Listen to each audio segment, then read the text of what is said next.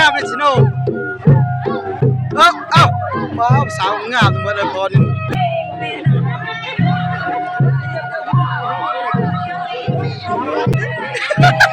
พี่ต้อมจังมาเลย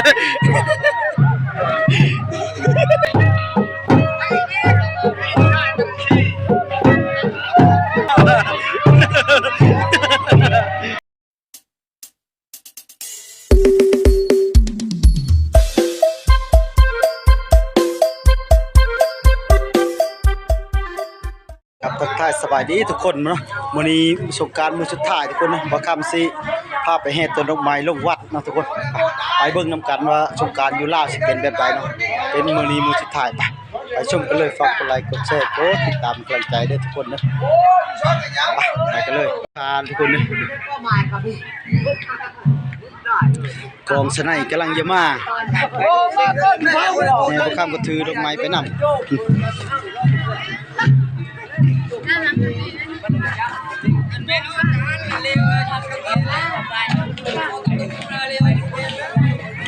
เสียงกองกำลังมาทุกคนแต่คนก็เริ่มไปไกลแล้วคนละ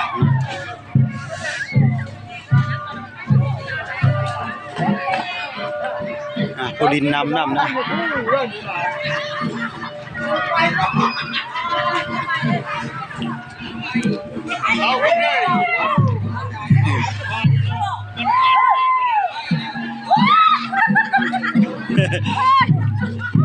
เฮ้ยเบิ่งผู้สาวดินน้ำนี่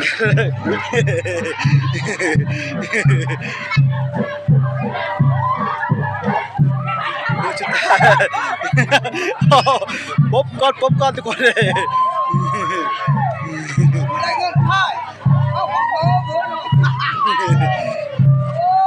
พวกลิงขี้ต้มนี่ก็รอดด้วยนี่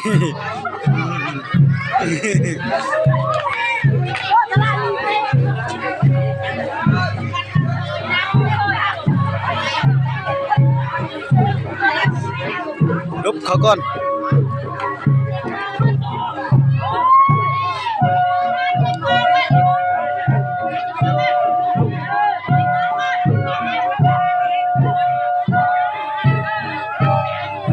มีต้มก็มีทุกคนเลย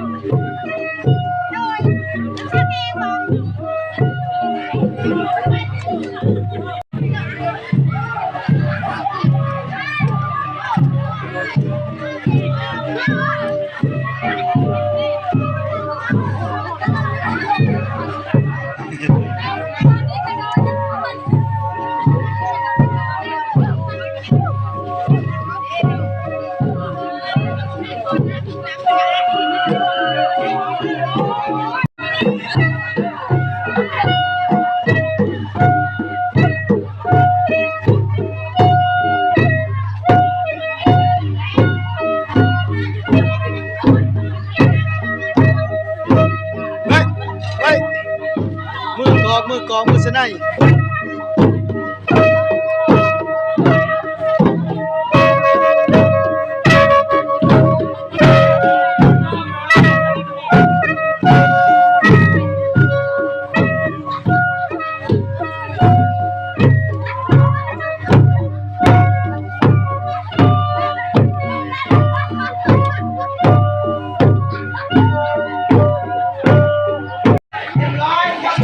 ผู้สาวทุกคนเลยผู้สาวก็มาเล่นสงกรานต์ผู้จบผู้งามนี่เนาะ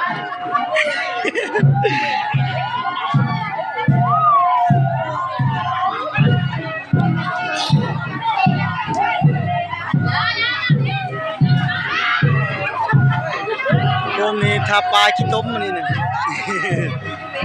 ได้ฮอตอเมริกาเลยฮอตอเมริกาบ่โอ้คนล่อได้เนี่ย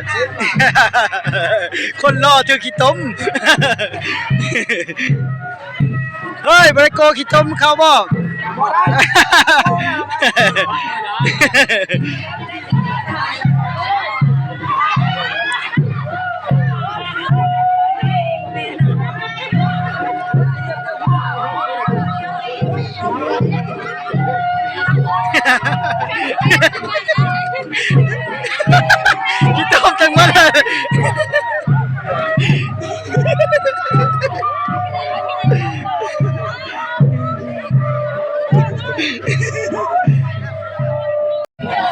โอ้ยยางขี้ตมนะเช่ารถจ้ะ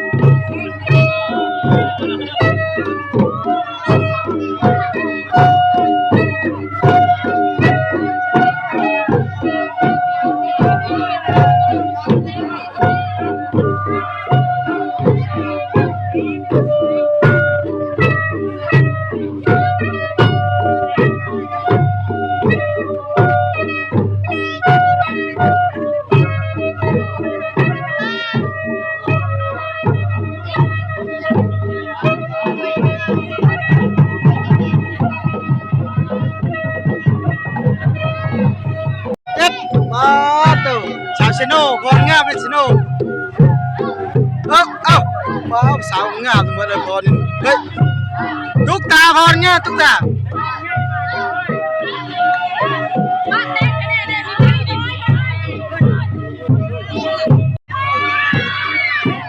ไวขี้ต้มเขาเลย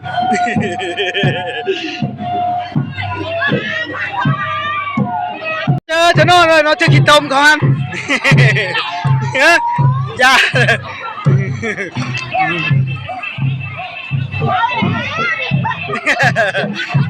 ในบ้านก็ดูกินทมทั้งหมดแซ่บป่ะคือแซ่บป่ะแซ่บป่ะ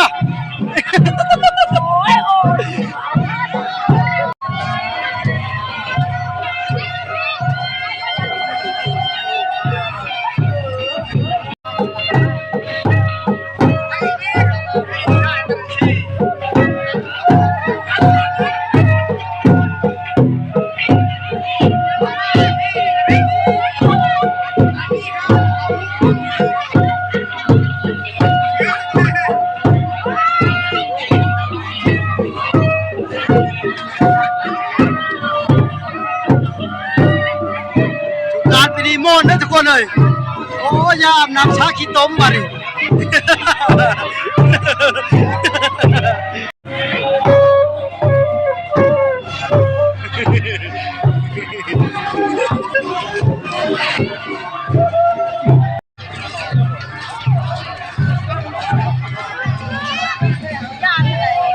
ยานพี่เด้อชอบกินชื่อ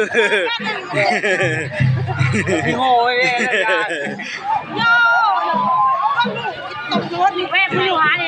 ตอนนี้ลังแห่เขาวัดทุกคนนะบ่ฮอท่านนายโดนตรงยืนเขาอยู่คอยโดนไปน้อยนึงมาดีป่ะ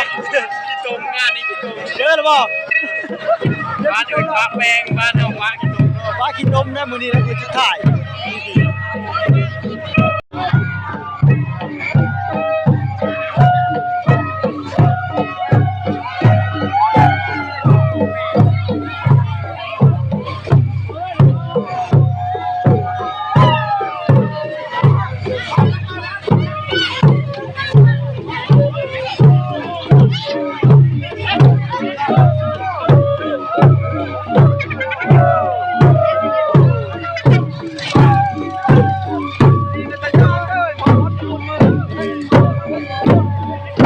มือกองสำนัก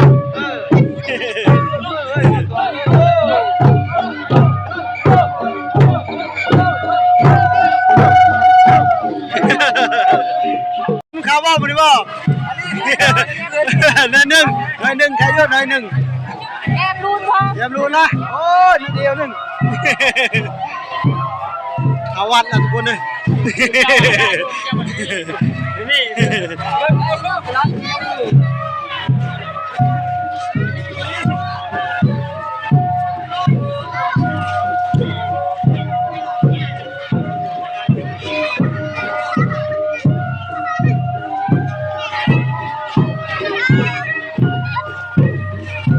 ส่งผ้าทุกคนขออนุญาตประคับรถมาส่งส่งผ้า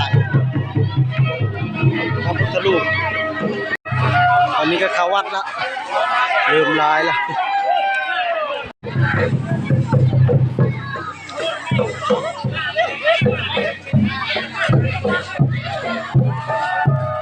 นี่คือวัดปันเวงใช่เมืองอัสสะพรคน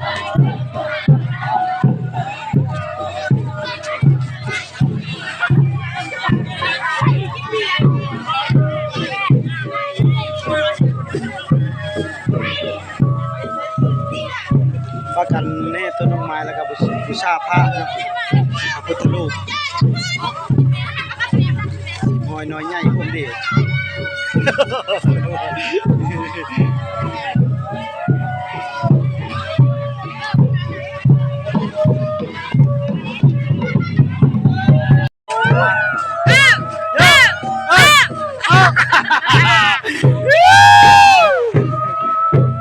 เนื้อมูลก็ชื่อกินเขาเนาะ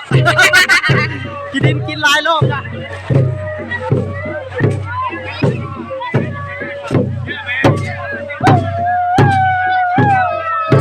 เอาว่าทุกคนทั้งปัดทั้งกวาด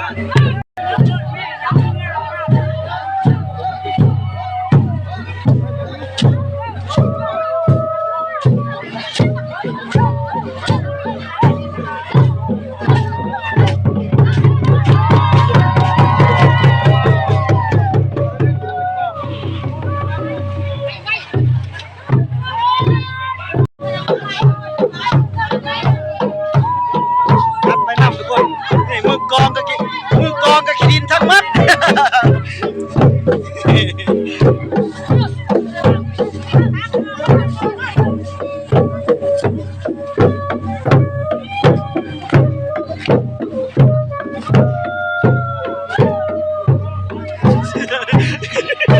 มีทุกคนมีงามเป็นหน้าโลดพากันบูชาโป่งทุกคนเลยโป่งทุกคนดีนะดีไม่แห้งเสียงดังคือพร้อมคือโป่งทุกคนหลายคนก็มาอันนี้เลยทุกคนนะไม่ได้ยอมเลยประวัติโอ้แจ็คต้นแล้วเนี่ย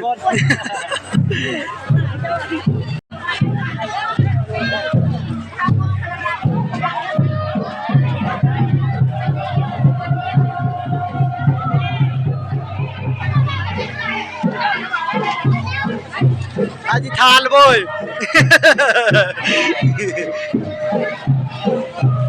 ชาพุทธรูปเลยทุกคน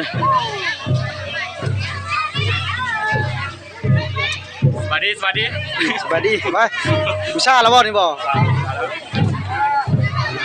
สิหอนใหญ่ลงนี้เลยทุกคนมีพระพุทธประกาศ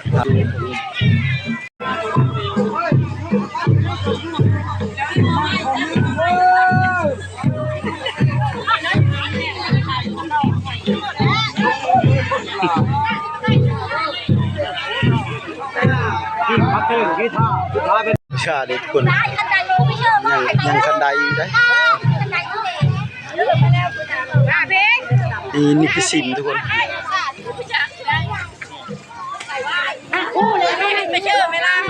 พุทธรูปหยุดในคนละทุกคนเป็นบริเป็นใครนะเดียวนึง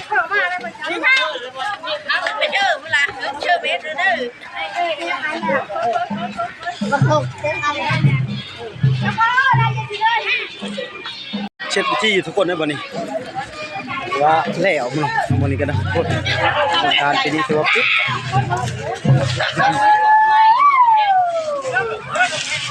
จะยันขี้ตมอยู่ลบๆอยู่เริ่มออกมาละ